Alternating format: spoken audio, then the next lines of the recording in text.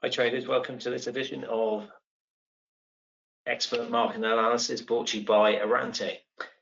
This is generally a bi-weekly review and preview, so every other week of the market's key events and trading opportunities. Whilst I just let you have a look at the disclaimer, I'll just run through a couple of the key objectives of this webinar. We think markets are generally driven by themes which buyers and sellers relate to in order to enter and exit markets. These stories or narratives can be long-term fundamentals or short-term themes that increase or decrease in importance over time.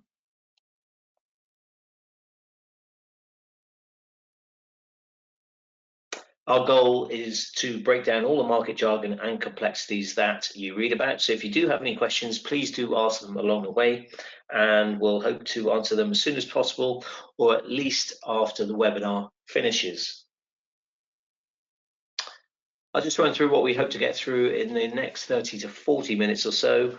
We'll just check out how markets are shaping up currently. We'll then look at the big theme of the moment, really, which is the Trump trade.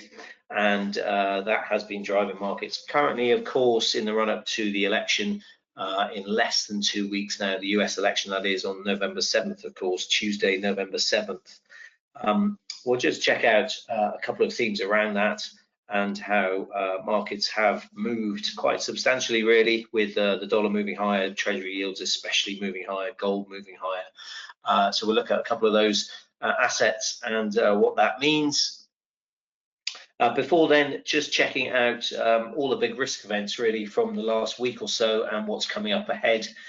So we'll look at the ECB meeting from last week, crucial meeting for euro dollar. So we'll look at the technicals around the euro dollar as well. Before then, checking out UK data from last week, really important for the Bank of England, actually. Inflation data really interestingly surprising sharply to the downside. Services inflation, that key input for the Bank of England, really nailing a November rate cut and probably a December rate cut as well in the UK.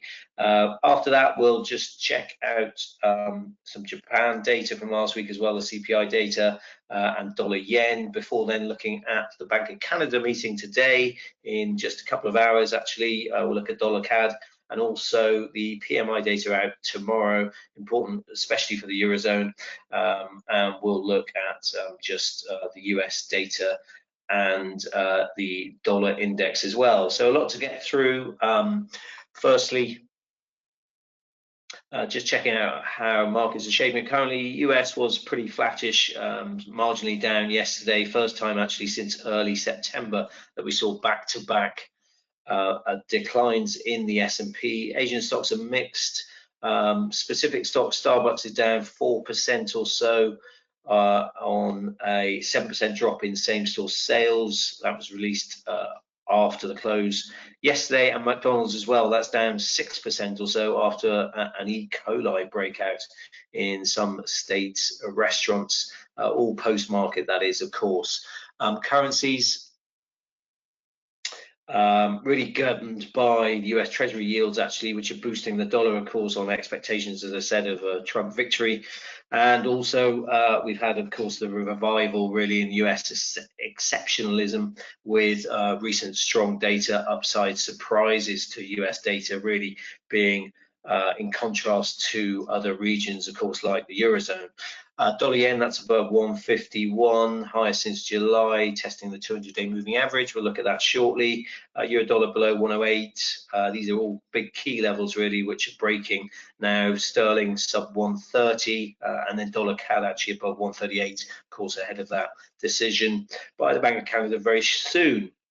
And commodities, fresh cycle and record highs in gold. We'll just pull up the chart actually. If you bear with me 1 second, just got to find the chart, which is here. No, that's not the chart for gold. So bear with me 1 second.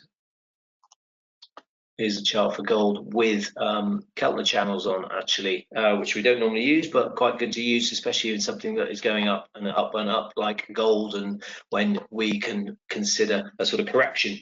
But gold definitely interesting. Fresh record highs again, also in silver, haven demand, of course, ahead of the US election, and also really this potential impact on debt levels after the election, which is getting a lot more commentators talking about. Debt sustainability is what we're probably reading about, and the worries over fiscal policies by both Biden and Harris, but certainly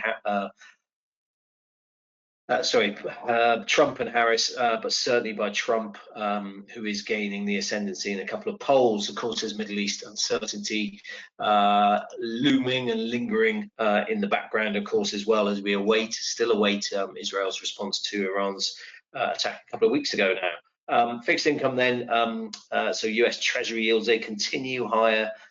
Really interesting, actually, if we just show you the 10-year Treasury yield. This is kind of a proxy for global borrowing costs, so that's why we highlight the 10-year Treasury yield. You can just see moving higher, really big move in a short space of time for bond markets. Essentially 50 basis points has been reined in the Treasury curve, in the Fed funds curve, if you like, very recently out to March. And that is rare, to rein in 50 basis points after a first cut. That is rare. I think since 1989, the previous 6 rate cutting cycles, the maximum that yields have moved higher after a first rate cut is 29 basis points. We've had over 50. We're still going higher, actually, so that number is going higher after a 50 basis point cut. Tells you a lot, but of course in the timing as well with the data, but also of course the election and potentially Trump 2.0. Yeah, so I just wanted to touch upon then the election, really. US election polls, really, they've tightened further. They're at their closest actually since midsummer. That was the sort of start of the week. If you look at the aggregator 538.com, that shows Harris now only leads Trump by less than 2%, so margin of error there, more or less. And it really should be noted that a very close popular vote points to a Trump victory due to the US electoral college system for choosing the president. So in 2016, for example, Trump won the election despite trailing Clinton by 2.1% in the overall vote. But what is getting big headlines is really the betting odds site. That's polymarket.com. And those odds of Trump winning have now gone beyond 60%, I think 62% or so versus 38% for Harris. That was 50-50 really, more or less, just a month or so ago.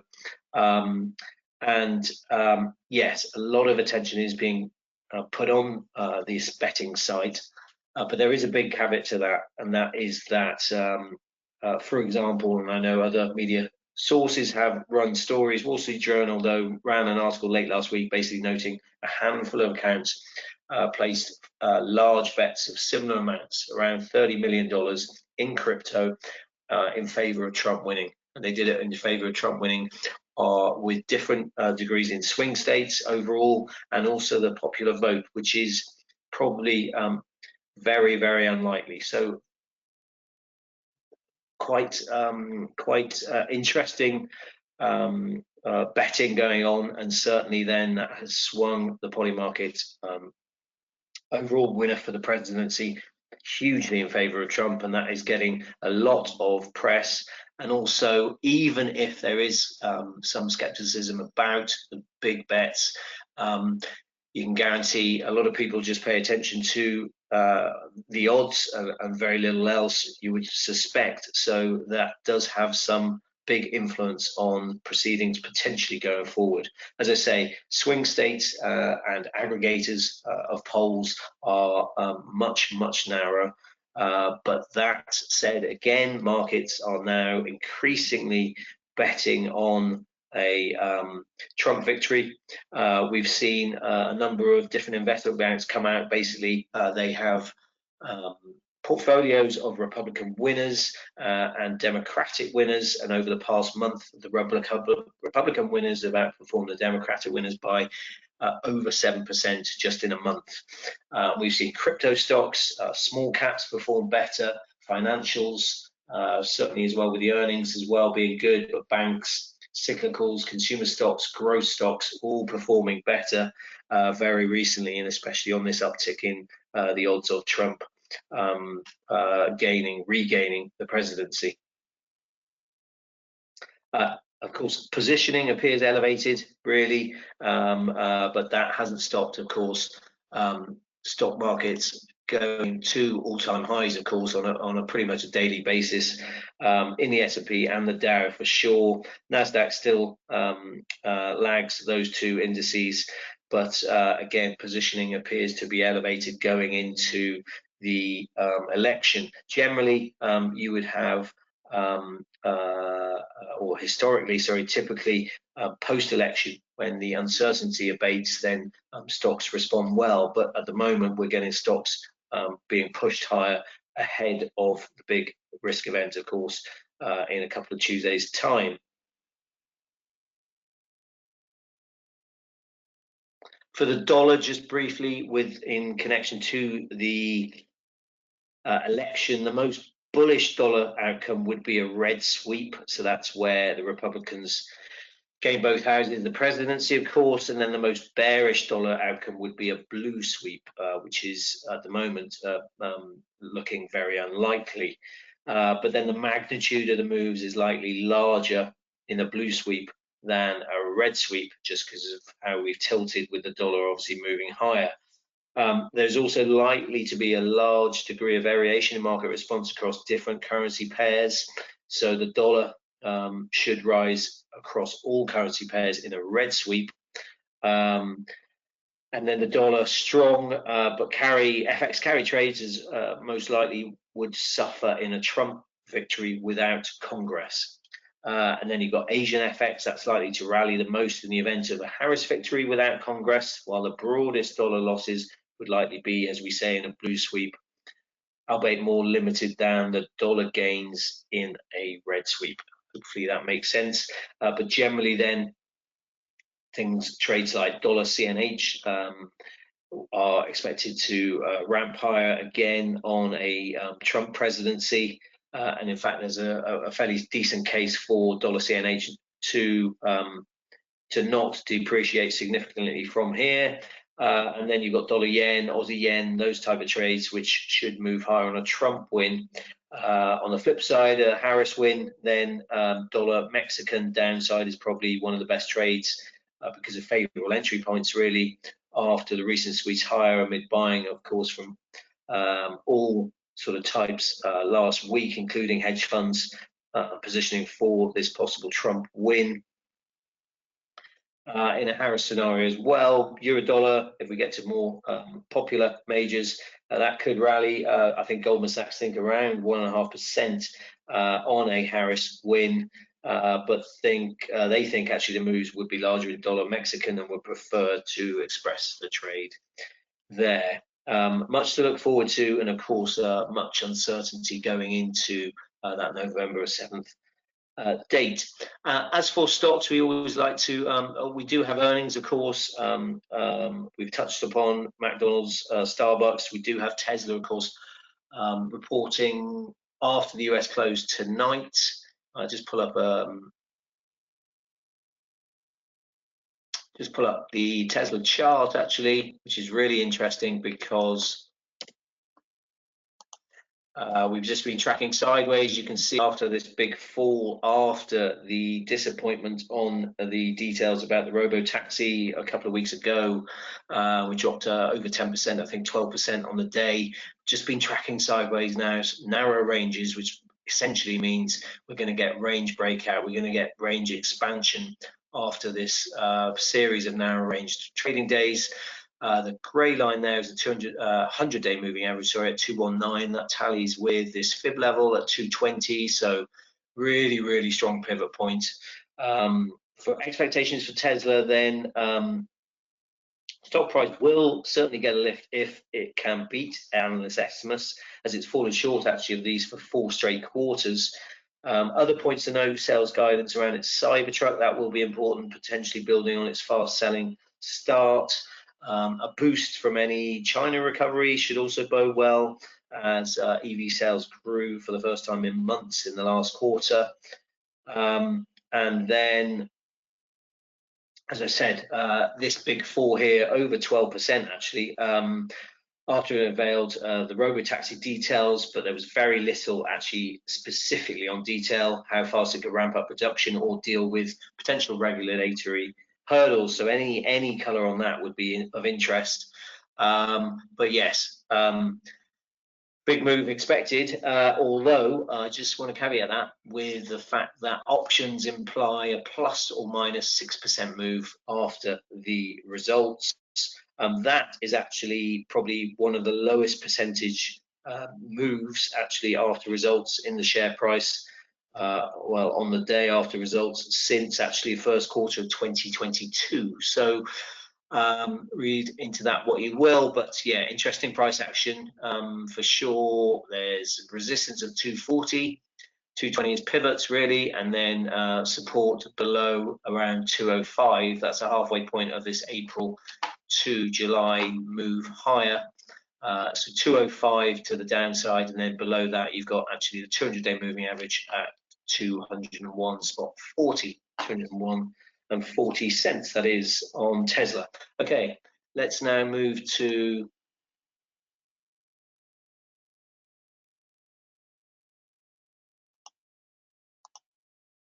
let's now just move to the ECB, and I'm just going to pull up some graphics first of all. Just bear with me 1 second.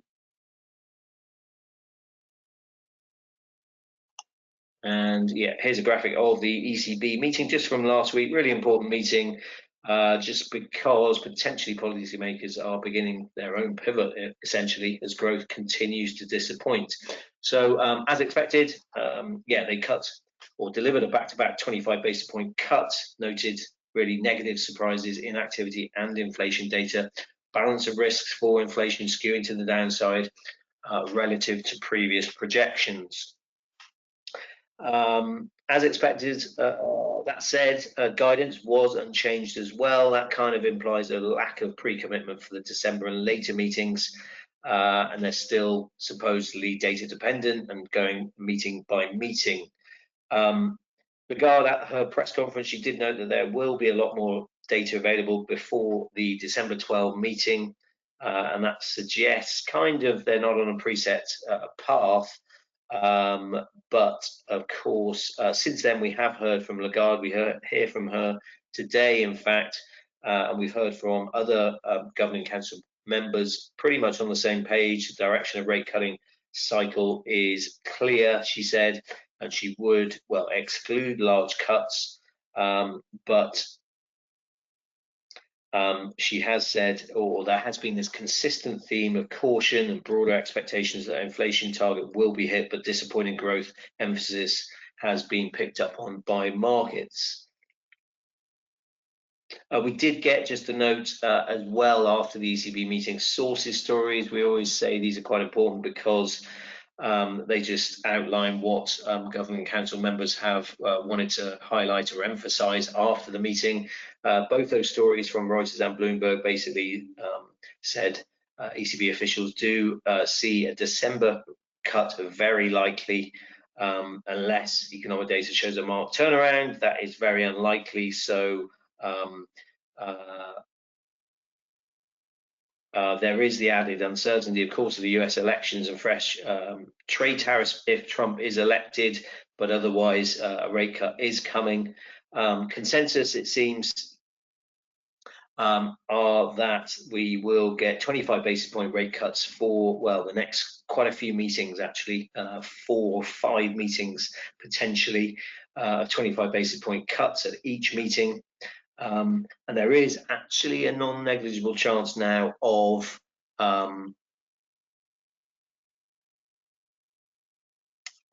a 50 basis point cut, actually around a 20% chance now of that happening.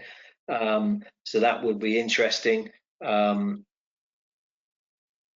base case really is, of course, we would need evidence of the euro area entering into recession and unemployment rising, or if on the flip side, if inflation is sustainably at or slightly below target while the economy is stagnating, then potentially you could get a bigger cut. But Lagarde has ruled it out so far at the moment, but that doesn't mean things can't change quite rapidly. Of course, incoming data will be crucial. We do have that PMI data, which we'll go through shortly. That is out tomorrow. And of course, last week as well, just before the ECB meeting, we actually had the final inflation read revised lower. And the details actually suggested underlying services inflation is finally easing. Just note again, we do have lots of ECB speakers on the wires this week, today, and going forward as well. So just watch out for those, but they all seem to be singing from the same sort of hymn sheet, basically that, there's a series of rate cuts coming, although sort of a 50 basis point cut at the moment, not as likely. Here's Eurodollar that you can see. Let me just double check you are seeing that. You can just see. Really interesting. You've got this double top, which is sort of 200 basis points. So the neckline was around 110. We got up to 112. So sort of measured move would be 200 basis points lower, which would be 108. We're now through 108, and we're just touching on the lows from August, 107.77. If we go below here, then the next sort of minor fib level of this move higher is at 107.32. And then you've got this swing low from late June at 106.66. You can just see the really sharp move lower, of course, with basically with the opposite of what we thought was going to happen. So the US data has surprised to the upside, and European data has surprised really down to the downside and got worse. And that has widened basically 2-year Eurozone US interest rate differentials, and they are the widest for some time now, which is not a good sign for the euro. Okay, we'll also look at UK data from last week, because that's important for sterling. Just to review quickly of the CPI data. Again, really important. That surprised, as I said, sharply to the downside. Headline, well, 1.7, consensus is 1.9. Core, more important, 3.2 versus 3.4 expected. The key number, though, services inflation. Can't reiterate enough how important this is for policymakers. That came in at 4.9 versus 5.2 expected and 5.6 prior. So it's the first time below 5% since May 2022. And it means Q3 service inflation stands at 5.2%, which is notably lower than the Bank of England's forecast at 5.5% from the Monetary Policy Report in August. Service inflation, just to remind you, it essentially tries to gauge the level of inflation persistence in the economy. So essentially, price trends, those services sector price trends are slower moving and tend to be more reflective of domestic economic conditions like wage growth. And that is why it is so important for the decision-making process at the Bank of England and the MPC. Otherwise, the decline was broad-based, actually, with core services falling substantially. All in all, the downside surprise really should give the Bank of England more confidence that underlying inflationary pressures are easing. And then, therefore, that means rate cuts at the 2 remaining meetings, November and December. Just note that November meeting's November 9, so a couple of days after the US election, November 7th, 2 days after the November 5th election. November 5th is the election, but we also get a Fed meeting on the same day as the Bank of England meeting. Just remember as well, I guess, Governor Bailey's comments, he's out on the wires, should be at the IMF meeting in the States this week, but so watch out for him on a couple of days. I think today, tomorrow, Saturday, he's talking. But of course, earlier this month, he did put a cat among, he did change sort of direction really of travel for potentially the Bank of England by suggesting basically the Bank of England could increase the pace of easing more aggressively, he said. Possibly then, well, certainly 225 basis point cuts priced in pretty much. Yes, not much chance of a 50 basis point cut just yet, but just watch out for Bailey's comments this week. Just one caveat again, headline inflation that did fall, as I mentioned, to 1.7, but it is expected to climb back to sort of 2.5% or so around the turn of this year. That's almost entirely because the drag from falling natural gas prices is fading, essentially. So just watch out for that. But again, services inflation is the key number. We also got wage data out of the UK just before that CPI last week. Should really say again, it's kind of poor quality data, especially the jobless rate, because of the unreliability of the stats. So the MPC really do not put too much focus on it. Really, they put more on a range of indicators on the labour market. So just bear that in mind. Although wage growth is an important number, and that fell to, well, 4.9% from 5.1, but that was in line with expectations. If we just pull up the cable chart,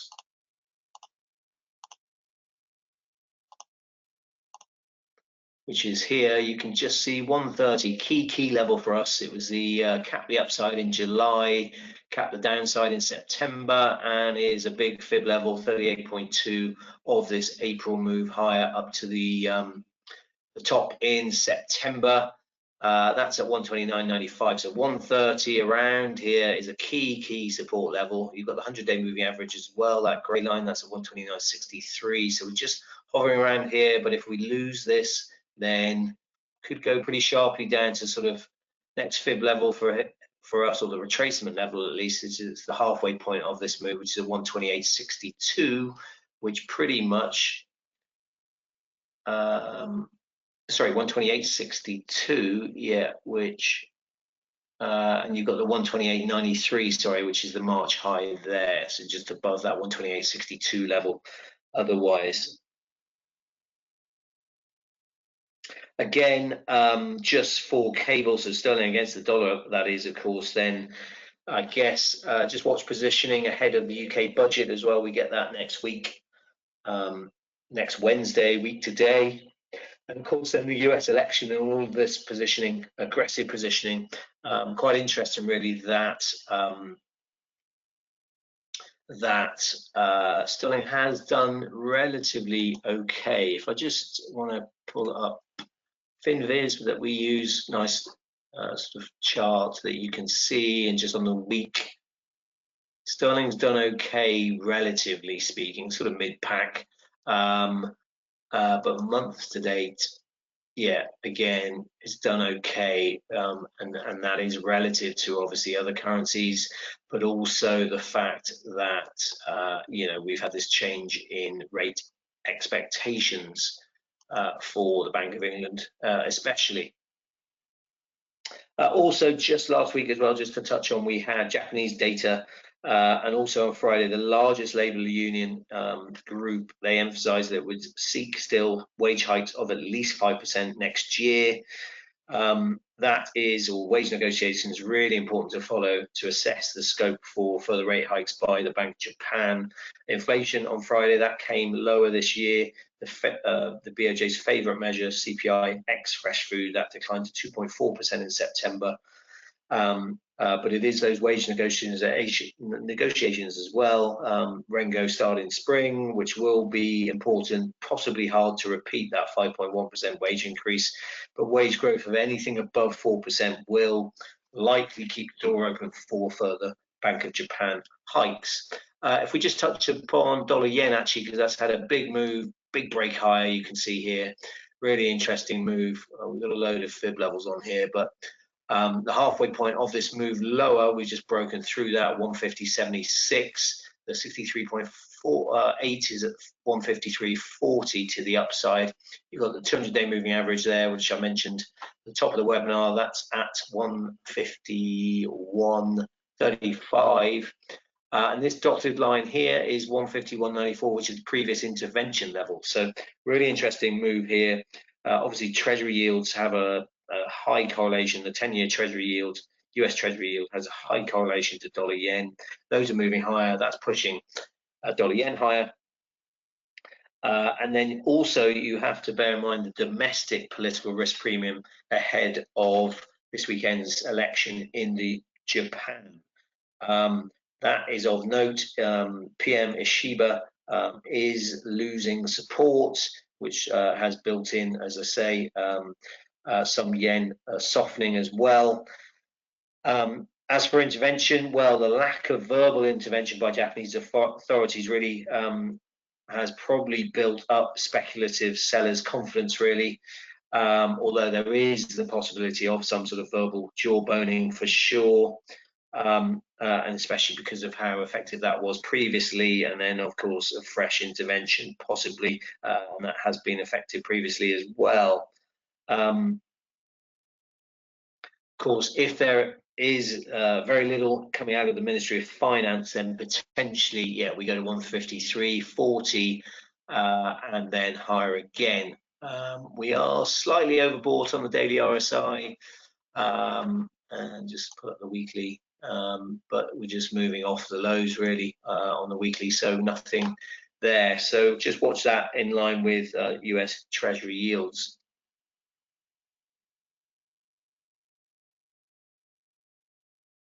Okay, I will go to this week's main event, probably Bank of Canada meeting. Really interesting meeting because, well, markets pretty much nail on a 50 basis point cut. That would take rates down to 3.75%.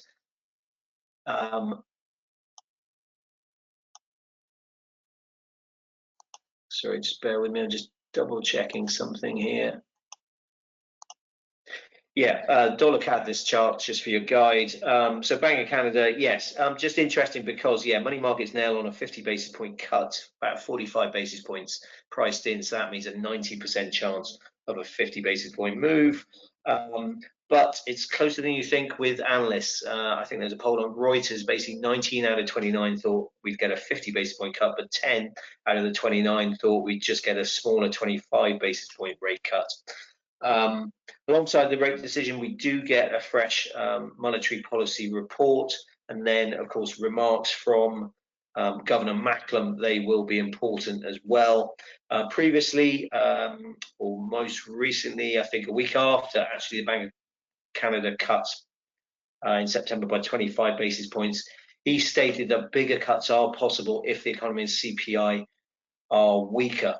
And then if you think about the August data, that was soft, and that's when we got a sort of 50 basis point cut being priced in with more certainty. We did get a strong September jobs report, which then sort of put it at a sort of 50-50 coin flip, really, between the 25 and 50 basis point move. But then the September inflation data, that's interesting because it was notably softer than forecast, and then we had those bets ramp up on a 50 basis point cut. But the core measure actually didn't slow further. And then most recent jobs market data has posted strong gains with unemployment inching lower. So yes, the statement will be eyed for guidance, of course, and how the Bank of Canada explain that recent soft data, although they might emphasize about the core, of course. There isn't much consensus actually on what happens after this meeting.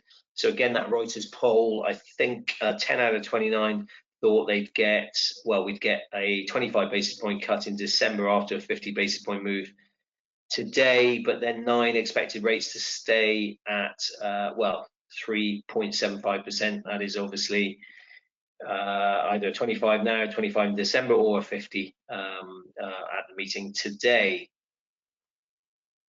For dollar CAD and for CAD, really, any hawkish surprises or less dovish, really, that would give a much needed boost, of course, to the loonie. It's depreciated by about 2.6% against the dollar from this September peak, or the September bottom anyway, in dollar CAD. Any hints, of course, about future cuts will be really, really important. So if Macklem leaves the door open to further 50 basis point reductions, Of course, that would push dollar CAD probably higher, and just deepen this bearish trend really, or the bullish trend in dollar CAD, of course. Flip side, really, and I know that some analysts think really that we sort of have that tendency slightly, if he's slightly more upbeat, Macklem, or he says officials really are wary about cutting really too far and too fast, then you might see some pricing out of rate cuts, especially 50 basis point moves in the months ahead. And then that could lift the loonie, of course, and see dollar CAD move lower. And certainly then, when you look at the Bank of Canada, you always have to think of the Fed, of course, and what's happened there in that pricing. And as I mentioned, the repricing of less cuts, especially into next year, really has meant the gap has widened between US rates and Canadian rates. And typically, Canadian officials are wary of that gap widening. So just bear that in mind as well. Because then persistent depreciation in the CAD can, of course, lead to higher imported costs, and that's not something the Bank of Canada would like. Technically, then you can see we are pretty much around this high from April. That's at 138.46. We're just below that now, having printed a high just above that at 138.49. We are slightly overbought, although easing it with this consolidation. Just after that cycle high, you can see the high, the spike high from August, that August 5th sort of flash crash in a way, was 139.46, but sort of 139 and above would be extended, you would think. Otherwise, support, near-term support looks like 137.45, which is the 61.8 of this move lower. From that August high down to the late September low. Okay, that's Bank of Canada, and finally we'll look at PMIs. Actually, I've just got a Canadian chart you can see here, just showing you what's priced in. Actually, quite a lot priced in. Terminal rate of around 2.5% or so. Later on next year, but as I say, potentially that will be interesting with the latest monetary policy report published by the Bank of Canada in a couple of hours. PMIs, they come out tomorrow. Quite important really, because the ECB had cited this data, of course, which fell quite sharply in the Eurozone previously. This time around, expectations for PMI pretty much to stay around 45, that's sub 50, of course, and their services, well, to stay above 50, around 51.5. That leaves the composite, though, still below 50, 49.7 versus 49.6 previously. You can see this matrix, actually, just to explain, really nice way from Reuters of showing you blue being contractionary territory, sub 50, and then the sort of brighter reddish orange colors being above 50, so in expansionary territory. And you can just see how we've moved away from contraction into expansion, apart from the Eurozone pretty much. And as I say, lagging their global peers. As I say, then, important for the ECB, this data. Potentially there's some scope for stabilization on the manufacturing front because of Chinese stimulus efforts. And then from a policy perspective, well, given its impact, as I said, on pricing for the ECB, this is an important data point, and especially because of the increased importance basically by the ECB on the growth outlook now going forward. Soft release really should or could see an acceleration basically in that dovish pricing for the December meeting, with possibly a 50 basis point cut getting priced in, which would really hit euro dollar for sure. UK PMI data, just to touch upon expectations, pretty solid, which is still painting a really sort of optimistic picture of the UK economy. Albeit, of course, there have been some concerns over that upcoming UK budget we get next week. Services still around 52.2, I think, is expected. Manufacturing falling a touch to 51.3. so not too bad relative, of course, to the Eurozone, and that means the composite expected, I think, around 52.4 from 52.6.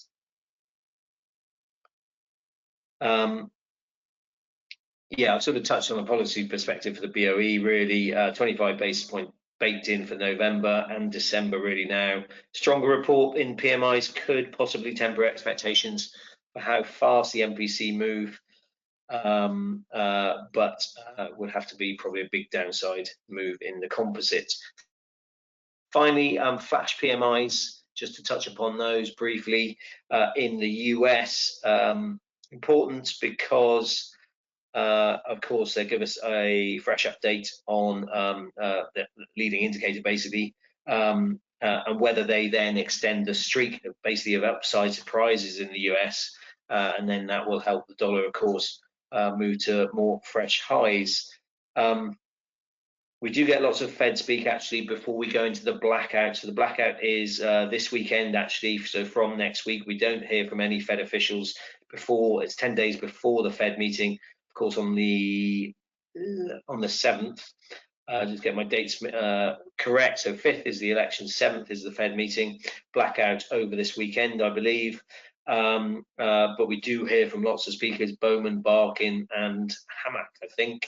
As well as actually a rare speech by 2025 voter Schmidt. So any clues about really what they're thinking, what they need to see in order to continue with incremental cuts, again, will be important. Baseline really is for 2 more 25 basis point cuts, but that has, as I say, been priced out quite substantially. 50 basis points out to March, but just in those near-term meetings, there was over 50 basis points and more priced in of cuts. Now I think it's down to around 36, 37 basis points. So there's that implies 125 basis point cut and then a 50-50 on another 25 basis point cut in December. If we finally just pull up the DXY chart, which you can see here, this big ramp higher from this big bounce of support, off support at 161, which we were highlighting in lots of webinars previously. That's the late December low, big bounce. As I say, US data, surprise to the upside, of course, and then the Trump trade really kicking in the last few days this week, and just before that as well. So next levels, really, we should probably put in the next fib level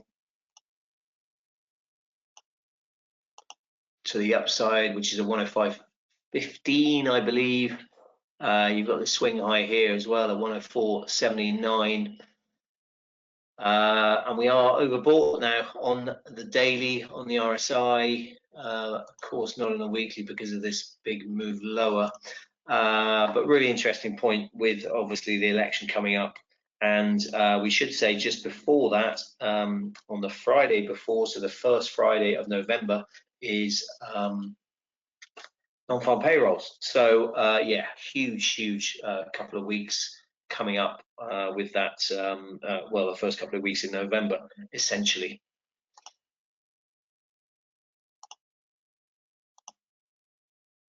Okay, I don't see any questions, which hopefully is a good sign. Hopefully you've enjoyed that. I really do appreciate you being on the call, and we will speak to you in a couple of weeks. We do have 2 webinars covering yeah, those first 2 weeks in November, actually. So please do tune in then. Take care, because it will be volatile, but really exciting and really interesting times coming up in the next few weeks. Okay, I'll speak to you soon.